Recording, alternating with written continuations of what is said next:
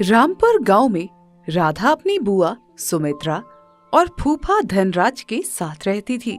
कम उम्र में ही राधा विधवा बन चुकी थी। किस्मत की मार और समाज की तिरछी नजरों ने उसे अपशकुन का नाम दे दिया था। माँ जल्दी आओ ना, देखो ना, राधा ने फिर से मेरे कपड़े पहन लिए हैं और उसके दोनों बच्चे मेरे कमरे में घुस गए हैं। क्या हुआ बेटी, क्या किया इस मनहूस ने अब? माँ देखो ना, राधा ने मेरे कपड़े पहन लिए हैं और इसके दोनों बच्चे मेरे बिस्तर पर बैठे हैं। कितनी गंदी हरकत है ये। मैं इस मनहूस विधवा और इसके बच्चों के साथ एक घर में नहीं रह सकती। सुमित्रा गुस्से में राधा के पास जाती है। राधा अपने दोनों बच्चों के साथ एक छोटे से कमरे में रहती थी। राधा कहाँ है तू? कब से आवाज दे रही हूँ।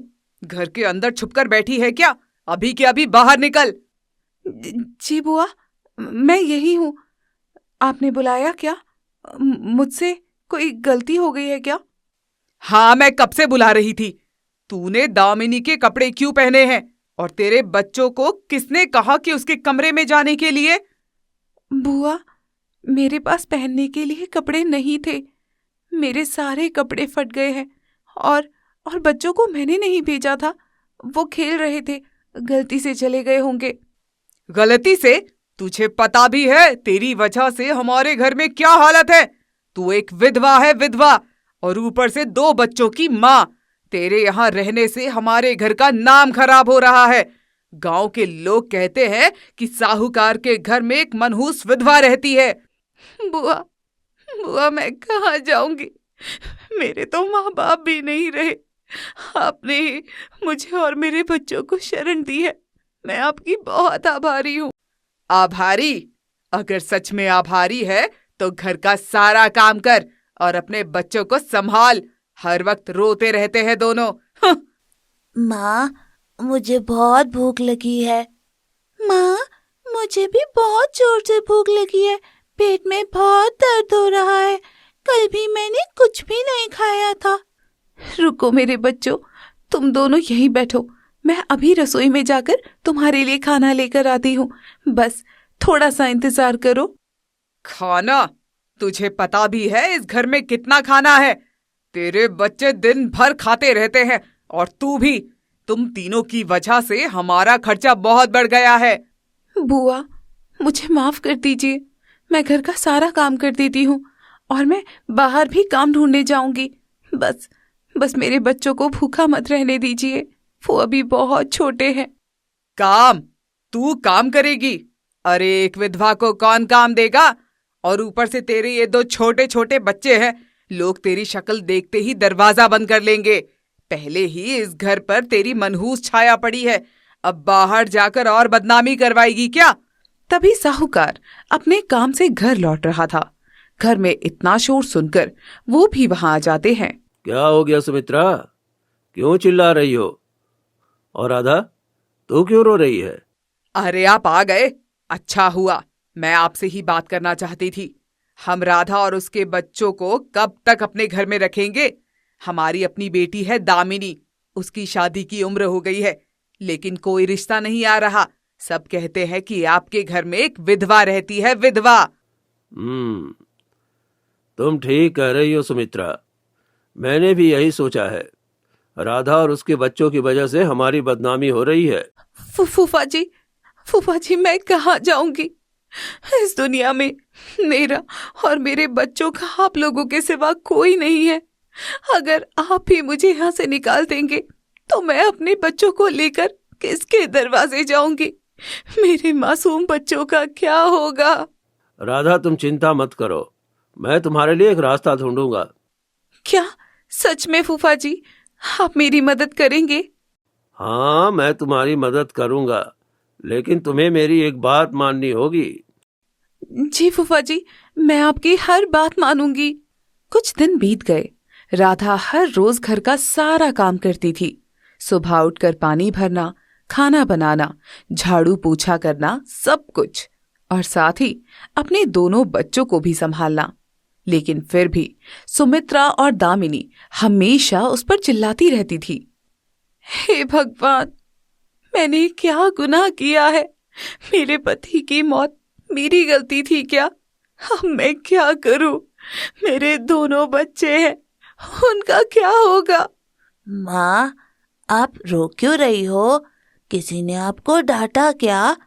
आप मत रोया करो माँ, मुझे अच्छा नहीं लगता। नहीं बेटा, माँ नहीं रो रही, बस आंख में कुछ चला गया था।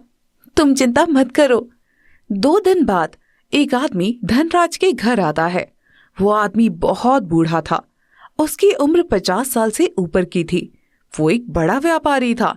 उसके पास बहुत धन था। तो आप ही हैं धनराज साहूकार? मैंने आपके बारे में बहुत सुना है। हाँ, मैं ही हूँ। आइए, अंदर आइए, बैठिए ना। बताइए, किस काम से आना हुआ? धनराज जी, मैंने सुना है कि आपके घर में एक विधवा रहती है और उसके 2 बच्चे भी हैं। हाँ, लेकिन आपको कैसे पता चला? मुझे सब पता है। मैं उस विधवा से शादी करना चाहता हूँ। क्या आप राधा की शादी करना चाहते हैं? लेकिन क्यों? क्योंकि मुझे एक औरत चाहिए जो मेरे घर का काम संभाल सके। मैं बहुत समय से अकेला हूँ और इस अकेलेपन से पूरी तरह थक भी चुका हूँ। लेकिन राधा तो अभी बहुत छोटी है और मैं 50 साल का हूँ, मुझे पता है। लेकिन मुझे उम्र से क्या, मुझे एक औरत चाहिए जो मेरे बुढ़ापे में मेरा ख्याल रखे। और राधा एक विधवा है, वैसे भी उनसे अब शादी कौन करेगा? आप बिल्कुल ठीक कह रहे हैं। हम तो राधा की चिंता में परेशान थे। आप जैसे अमीर आदमी ने उससे शादी करने को कहा, ये तो उसके भाग्य की बात है। लेकिन इतनी बड़ी बात का फैसला हम अकेले कैसे कर सकते हैं? राधा की जिंदगी का सवाल है, तो उसकी राय और उसकी मर्जी जाने बिना आगे बढ़ना ठीक नहीं होगा। पूछिए, लेकिन मुझे जल्दी जवाब चाहिए। मैं ज्यादा इंतजार नहीं कर सकता। फिर वो बूढ़ा आदमी वहां से चला जाता है। अब सुमित्रा और धनराज राधा के पास जाते हैं। राधा, तेरे लिए एक बहुत अच्छा रिश्ता आया है। रिश्ता? मेरे लिए? लेकिन फूफा जी, मैं तो विधवा हूँ, मेरे 2 बच्चे हैं, कौन मुझसे शादी करेगा? राधा, तेरी किस्मत खुलने वाली है। एक बहुत बड़ा व्यापारी तुझसे शादी करना चाहता है। वो आदमी बेहद अमीर है, उसके पास दौलत की कोई कमी नहीं है। अरे, ऐसी किस्मत हर किसी को नहीं मिलती। अब सोच समझकर जवाब देना, क्योंकि ऐसा मौका बार बार नहीं आता। लेकिन बुआ, वो कैसे दिखते हैं? उनकी उम्र कितनी है? उम्र में क्या रखा है राधा, वो बस थोड़े बड़े हैं। कितने बड़े हैं फूफा? 50 साल के हैं तो क्या हुआ? कम से कम वो तुझसे शादी तो कर रहे हैं और तेरे बच्चों को भी रखने को तैयार है। तुझे और क्या चाहिए? 50 साल? लेकिन बुआ, मैं तो अभी सिर्फ 18 साल की हूँ। वो तो मेरे पिता की उम्र के हैं। तो क्या हुआ? विधवा है तू, तुझे कोई और थोड़े मिलेगा। जो मिल रहा है उसी से शादी कर ले। नहीं बुआ, नहीं, मैं ये शादी नहीं कर सकती। मुझे माफ कर दीजिए। क्या कहा तूने? तू शादी नहीं करेगी? अरे, हम तुझे कब तक अपने घर में पालेंगे? खुद तो बोझ बनी हुई है, ऊपर से तेरे ये 2 बच्चे भी। ना तू खुद कुछ कमा सकती है और ना ही समाज में इज्जत है। बुआ, मैं आपके घर का सारा काम करती हूँ, मैं मेहनत करती हूँ बुआ। बस मुझे उस बूढ़े आदमी से शादी मत करवाइए। राधा, तू ना समझ है, ये तेरे लिए अच्छा रिश्ता है। वो सेठ अमीर है, तू रानी की तरह रहेगी और तेरे बच्चे को भी सब कुछ मिलेगा। लेकिन फूफा जी, मैं उनसे शादी नहीं कर सकती। वो उम्र में मुझसे बहुत बड़े हैं। मेरा मन नहीं मान रहा फूफा जी, मुझे बहुत डर लग रहा है। डर? तुझे डर लग रहा है? इस घर से बाहर निकलने का डर नहीं लग रहा तुझे? 2 बच्चों को लेकर कहाँ जाएगी? किसके सहारे जिएगी? अगर तूने इस रिश्ते से मना किया तो हम तुझे यहाँ एक दिन भी नहीं रखेंगे। इस घर का दरवाजा तेरे लिए हमेशा के लिए बंद हो जाएगा। फिर रोती रहना। नहीं बुआ, ऐसा मत कहिए।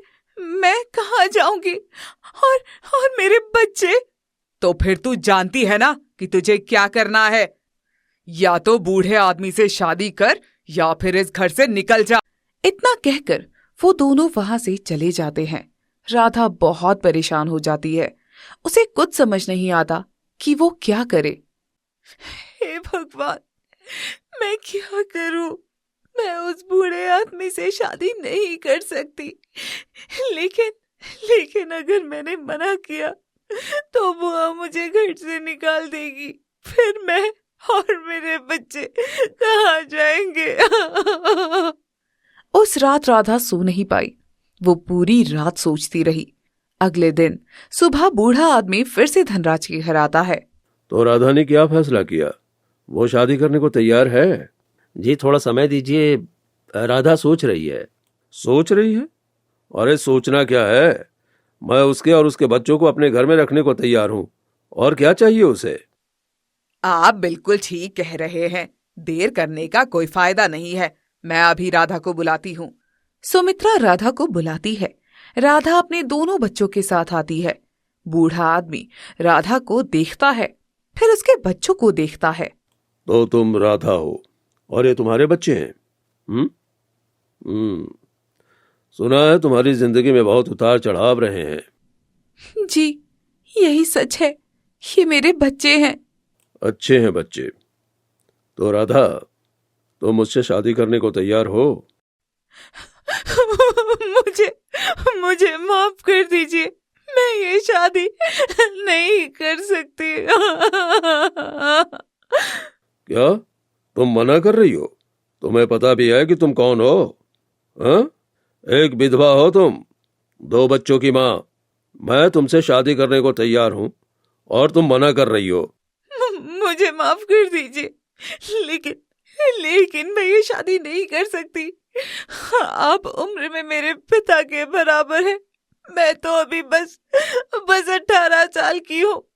मेरा मन इस रिश्ते को स्वीकार नहीं कर पा रहा है। तो क्या हुआ? तुम विधवा हो, तुम्हें कोई और थोड़ी न मिलेगा। लेकिन ठीक है, अगर तुम नहीं करना चाहती हो तो मत करो। मुझे तुम जैसी की जरूरत भी नहीं है। फिर वो बूढ़ा आदमी वहां से चला जाता है। अब सुमित्रा और धनराज राधा पर बहुत गुस्सा होते हैं। तूने ये क्या किया राधा? तूने इतने अच्छे रिश्ते को मना कर दिया। नहीं बुआ, मैं उनसे शादी नहीं कर सकती थी। वो इतने बड़े हैं बुआ, मुझे बहुत डर लग रहा था। डर? तुझे डर लग रहा था? तो अब तू देख तेरे साथ क्या होता है। हाँ, बस बहुत हो गया। अब हम तुझे इस घर में एक पल भी नहीं रखेंगे।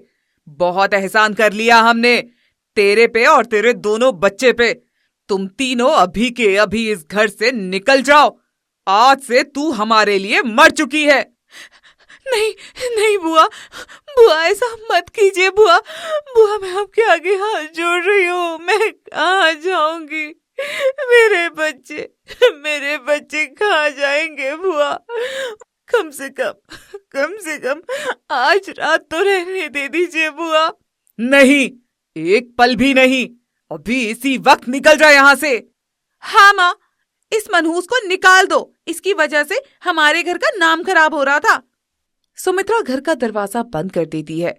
राधा अपने दोनों बच्चों को लेकर गांव में भटकने लगती है। रात का समय था, चारों तरफ अंधेरा था। कहाँ जाऊं मैं? कौन देगा मुझे शरण? कौन रखेगा मुझे अपने घर में? मैं एक विधवा हूँ और मेरे साथ 2 छोटे बच्चे हैं।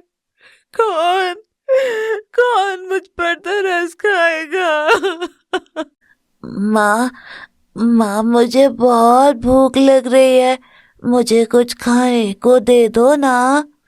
माँ मुझे भी बहुत भूख लग रही है और मुझे बहुत ठंड भी लग रही है माँ। मैं कांप रही हूँ माँ। मुझे माफ कर दो मेरे बच्चों। माँ के पास अभी कुछ भी नहीं है। कल मैं तुम्हें जरूर खाना खिलाऊंगी, मैं वादा करती हूँ। बस आज रात सो जाओ। सुबह होते ही राधा गांव में जाती है। वो एक एक घर में जाकर काम मांगने लगती है। क्या आपके घर में कोई काम है? मुझे कोई काम दे दीजिए। मुझे बस इतना काम मिल जाए कि जिससे मैं अपने बच्चों को खाना खिला सकूं। अरे तू तो विधवा है, मेरे घर में अशुभता फैल जाएगी। तेरी परछाई भी मेरे आंगन में पड़ी तो घर का सुख चैन चला जाएगा। तुम तुरंत यहाँ से चली जाओ, यहाँ पर कोई काम नहीं है तुम्हारा। राधा दूसरे घर जाती है, वहां भी वही जवाब मिलता है। वो तीसरे घर जाती है, लेकिन हर जगह से उसे मना कर दिया जाता है। कोई भी उसे विधवा होने की वजह से काम नहीं देता। किसी ने मुझे काम नहीं दिया, अब मैं क्या करूं? मेरे बच्चे भूखे हैं, उन्होंने कल रात से कुछ भी नहीं खाया है, वो कमजोर हो रहे हैं। तभी वहां से एक आदमी गुजरता है। वो एक बूढ़ा आदमी था। उसके हाथ में खाने का एक थैला था। वो राधा को देखता है। राधा की हालत देखकर उसे तरस आ जाता है। बेटी क्या हुआ? तुम इतनी परेशान क्यों हो? और ये बच्चे इतना रो क्यों रहे हैं? हाँ? बाबा मेरे बच्चे भूखे हैं, उन्होंने कल रात से कुछ भी नहीं खाया है। मैं काम ढूंढ रही थी, लेकिन किसी ने मुझे काम नहीं दिया। ये तो बहुत बुरा हुआ बेटी, तुम्हारे पास कुछ भी नहीं है। नहीं बाबा, मेरे पास कुछ भी नहीं है। मैं एक विधवा हूँ। मेरी बुआ ने मुझे घर से निकाल दिया है। ठीक है बेटी, मैं तुम्हारी मदद करता हूँ। मेरे पास खाना है, तुम और तुम्हारे बच्चे ये खाना खा लो। बूढ़ा आदमी राधा को खाना दे देता है। राधा तुरंत अपने दोनों बच्चों को खाना खिलाने लगती है। बेटी, तुम्हारा क्या कोई नहीं है इस दुनिया में? नहीं बाबा, मेरे माँ बाप तो बचपन में ही गुजर गए थे। मेरी बुआ ने ही मुझे पाला था, लेकिन अब उन्होंने मुझे घर से निकाल दिया है। ये तो बहुत बुरा हुआ तुम्हारे साथ। तुम्हारे बच्चों का बाप कहाँ है? वो नहीं रहे बाबा, उनकी मौत हो गई थी। मैं 17 साल में ही विधवा हो गई थी और फिर मैंने इन दोनों बच्चों को जन्म दिया।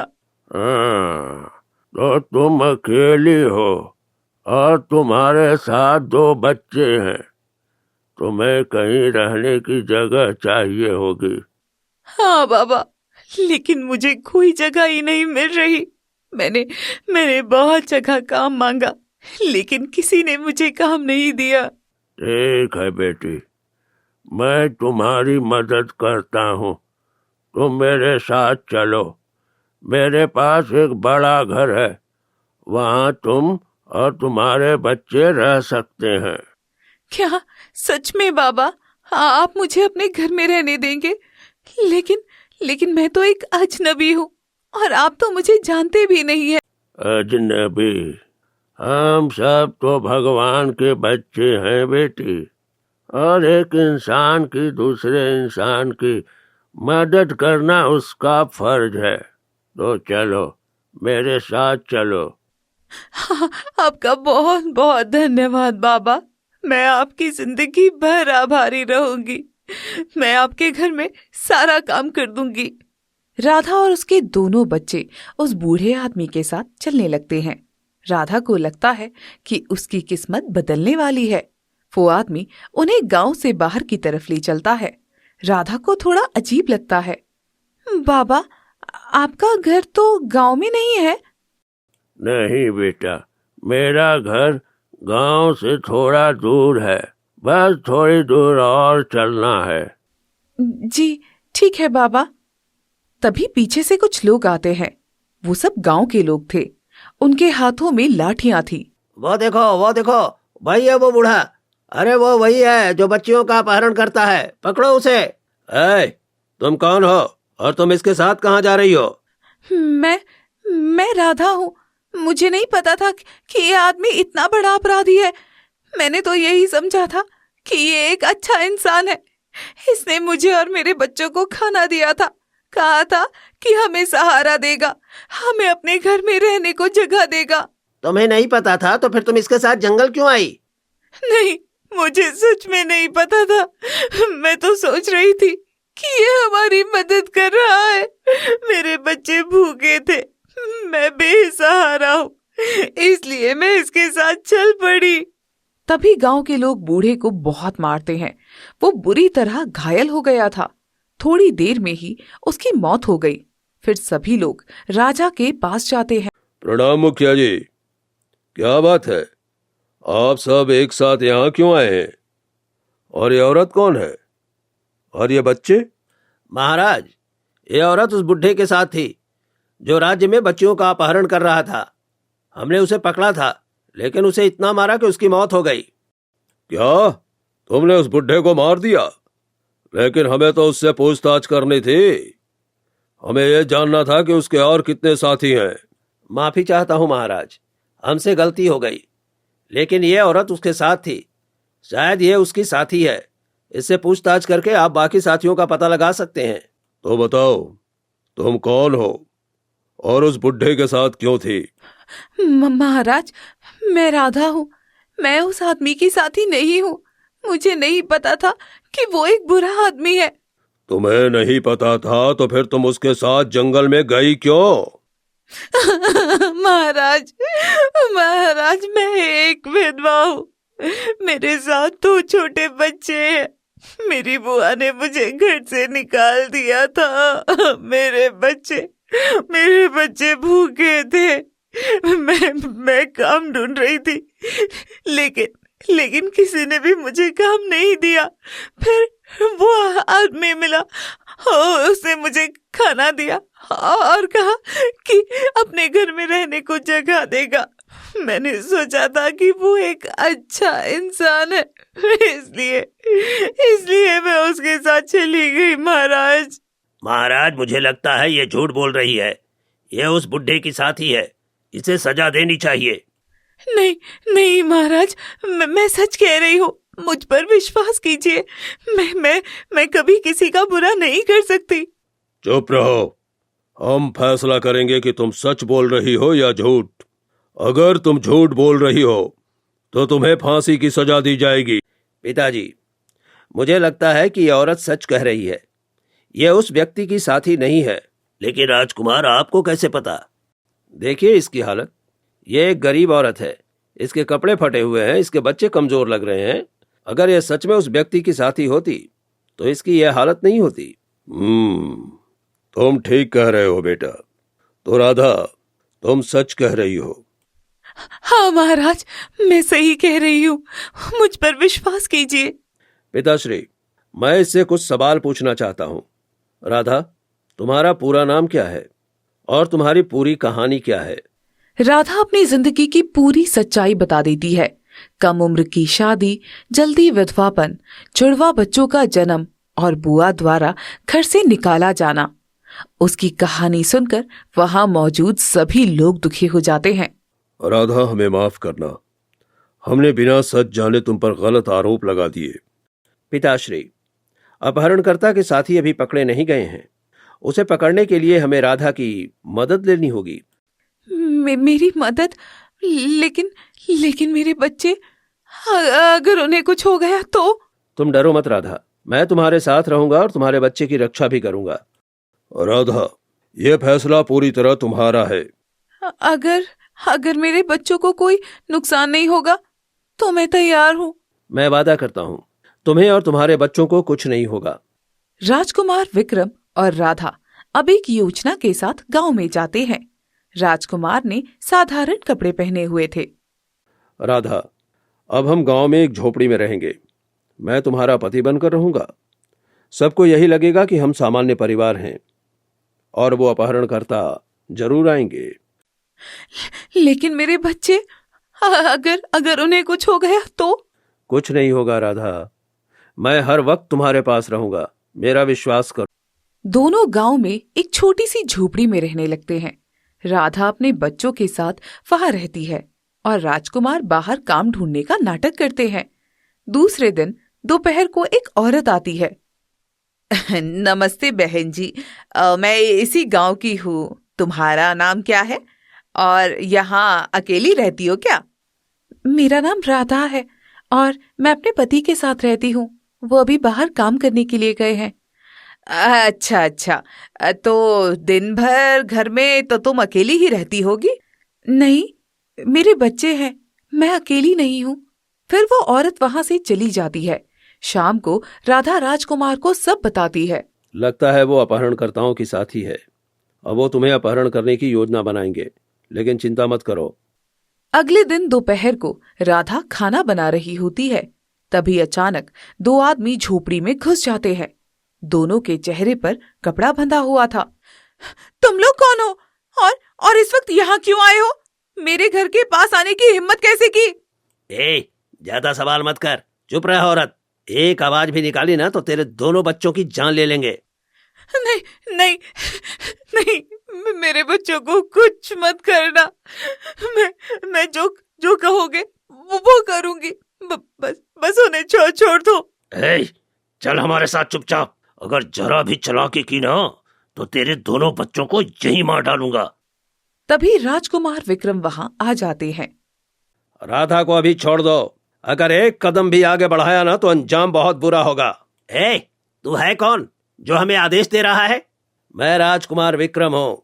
तुम जैसे गुनाहगारों को पकड़ने के लिए ही यहाँ आया था। सैनिकों, अब और छुपने की जरूरत नहीं है, बाहर आ जाओ।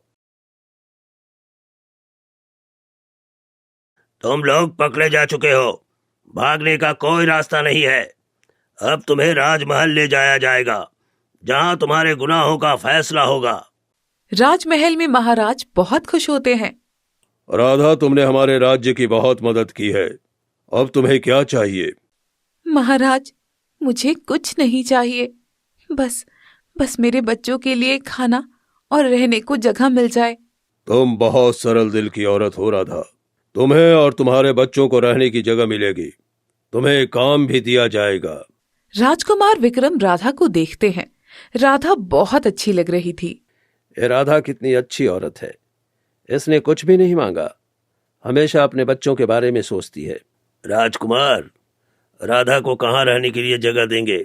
उसे राजमहल में ही रखते हैं, यहाँ वो सुरक्षित रहेगी, उसके बच्चों को भी अच्छी शिक्षा मिलेगी। लेकिन राजकुमार, वो एक विधवा है, लोग क्या कहेंगे? लोग कहेंगे तो कहने दो।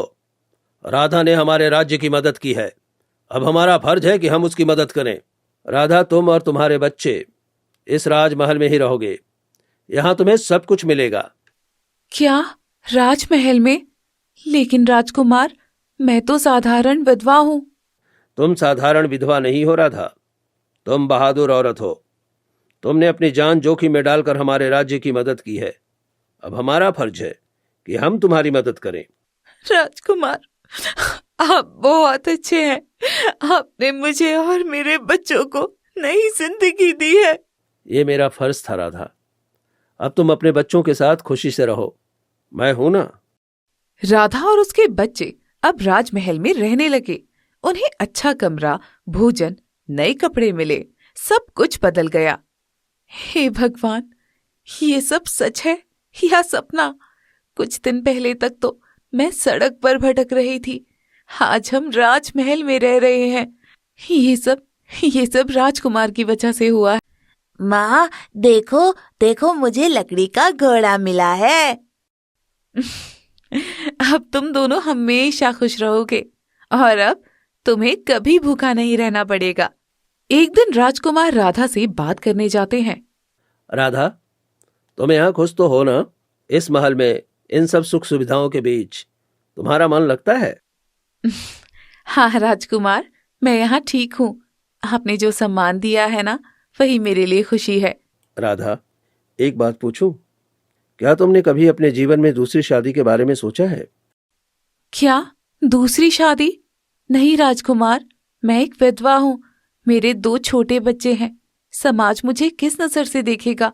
आप जानते हैं ना, कौन मुझसे विवाह करेगा? लेकिन राधा, सिर्फ समाज की सोच से जीवन नहीं चलता, तुम्हारा भी हक है खुश रहने का। तुम्हारा दिल भी धड़कता है, तुम्हें भी प्यार और सहारे की जरूरत है। मेरे लिए ये बातें बहुत ऊंची हैं राजकुमार। मैंने तो अपने सपने बहुत पहले ही छोड़ दिए थे। अब बस यही चाहती हूँ कि मेरे बच्चे सुरक्षित रहें, मुस्कुराते रहे। मेरी खुशी वहीं खत्म हो जाती है। कुछ दिन बाद राजमहल में कुछ औरतें राधा के बारे में आपस में बातें कर रही होती हैं। वो औरत कौन है? सुना है विधवा है, और देखो राजमहल में ऐसे घूम रही है जैसे यहीं की हो। हाँ, मैंने भी देखा है। राजकुमार तो उससे रोज बातें करते हैं, अरे हंसते हैं। राजमहल में ऐसी औरत का होना तो अपशकुन है, अपशकुन। आज सही कह रही हो, राजकुमार किसी अच्छी खानदान की राजकुमारी से शादी करे, वही ठीक रहेगा, एक विधवा से नहीं। अरे समाज क्या कहेगा? राधा ये सब सुन रही थी। उसकी आंखों में आंसू आ गए। वो अपने कमरे में जाकर रोने लगी। मैंने कभी कुछ गलत नहीं चाहा, फिर भी मेरी वजह से राजकुमार की इज्जत पर सवाल उठ रहे हैं। मैंने उनके जीवन में मुसीबत खड़ी कर दी है। तभी राधा की बुआ सुमित्रा और फूफा धनराज राजमहल आते हैं। मुझे राधा से मिलना है राजकुमार, आखिर वो हमारी अपनी है। मैं उसका फूफा हूँ, खून का रिश्ता है हमारा। हम उसे वापस अपने घर ले जाना चाहते हैं। घर? वही घर जहां से आपने उसे विधवा कहकर निकाल दिया था। जब उसे सहारे की सबसे ज्यादा जरूरत थी तब आपने मुंह मोड़ लिया। अब क्यों याद आ रही है? उस समय हमसे बहुत बड़ी गलती हो गई थी राजकुमार। इंसान है, चूक हो जाती है। अब समझ में आ गया है कि राधा हमारी जिम्मेदारी है। आपको गलती तब नहीं दिखी जब वो बेसहारा थी। अब जब आपको पता चला है कि राधा राजमहल में है तो जिम्मेदारी याद आ गई। तभी राधा वहां आती है। बुआ, फूफा जी, आप लोग यहाँ? हाँ राधा, बहुत हो गया, चल हमारे साथ, घर चलना है। नहीं बुआ, मैं नहीं जाऊंगी। आपने मुझे उसी घर से निकाल दिया था, तब मैं आपकी बेटी जैसी नहीं थी। ज्यादा जुबान मत चला, तो हमसे बहस कर रही है? हाँ, हम तेरे बुआ फूफा हैं, हक है हमारा तुम पर। राधा कहीं नहीं जाएगी, वो यहीं रहेगी इसी राजमहल में। अच्छा, और आप कौन होते हैं उसके पति है क्या, जो इतना अधिकार जता रहे हैं? मैं इस राज्य का राजकुमार हूं।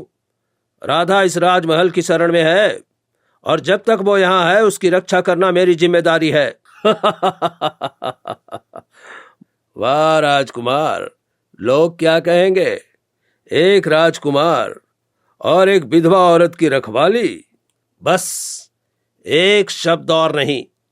सैनिकों, इन्हें अभी इसी पल राजमहल से बाहर ले जाओ। राधा रोते हुए अपने कमरे में चली जाती है। राधा, तुम रो क्यों रही हो? तुम्हारी आंखों में इतना डर क्यों है? राजकुमार, मुझे माफ कर दीजिए। मेरी वजह से आप मुसीबत में पड़ गए हैं। लोग आपके बारे में बुरा बोल रहे हैं। शायद मेरा यहाँ रहना ठीक नहीं है। मुझे यहाँ से चले जाना चाहिए। नहीं राधा, तुम कहीं नहीं जाओगी। राधा, मैं तुमसे प्यार करता हूं। मैं तुमसे विवाह करना चाहता हूं। क्या? ये आप क्या कह रहे हैं? मैं एक विधवा हूं, मेरे 2 बच्चे हैं, और आप इस राज्य के राजकुमार हैं। मुझे फर्क नहीं पड़ता कि तुम विधवा हो या तुम्हारे बच्चे हैं। मुझे तुमसे प्यार हो गया है राधा। तुम्हारी सादगी, तुम्हारा त्याग और अपने बच्चों के लिए तुम्हारा निस्वार्थ प्रेम, यही सब मुझे तुमसे बांधता है। और रही बात तुम्हारे बच्चे की, तो उन्हें मैं अपने बच्चों की तरह प्यार दूंगा। लेकिन समाज क्या कहेगा? लोग आपको नहीं छोड़ेंगे। आपके पिता राजा साहब कभी इसके लिए राजी नहीं होंगे। समाज, डर और विरोध, ये सब मुझ पर छोड़ दो राधा। मैंने फैसला कर लिया है। बस तुम इतना बताओ, क्या तुम मुझसे शादी करोगी? हाँ राजकुमार, लेकिन मुझे बहुत डर लग रहा है। राजकुमार अपने पिता के पास जाते हैं। पिताश्री, मुझे आपसे एक बहुत जरूरी बात कहनी है। मैं राधा से विवाह करना चाहता हूं। क्या कहा तुमने? राधा? लेकिन बेटा, वो एक विधवा है, समाज इसे आसानी से स्वीकार नहीं करेगा। पिताश्री, मुझे राधा से प्रेम हो गया है। वो एक सच्ची, त्यागी और संस्कारी स्त्री है। उसने जीवन में बहुत दुख सहे हैं, फिर भी उसके मन में कोई कड़वाहट नहीं है। बेटा, मैं तुम्हारी भावना को समझ सकता हूं, लेकिन यह निर्णय पूरे राज्य पर असर डालेगा। मैं यह निर्णय सोच समझ कर ले रहा हूं पिताश्री। राधा सिर्फ मेरी पसंद नहीं, मेरी शक्ति है, और उसके बच्चों को भी मैं अपना ही मानता हूं। अगर तुम्हारा मन इतना दृढ़ है तो मुझे कोई आपत्ति नहीं है। बेटा, तुम्हारी खुशी में ही मेरी खुशी है। फिर कुछ ही दिनों में राजकुमार और राधा सांप फेरे लेते हैं।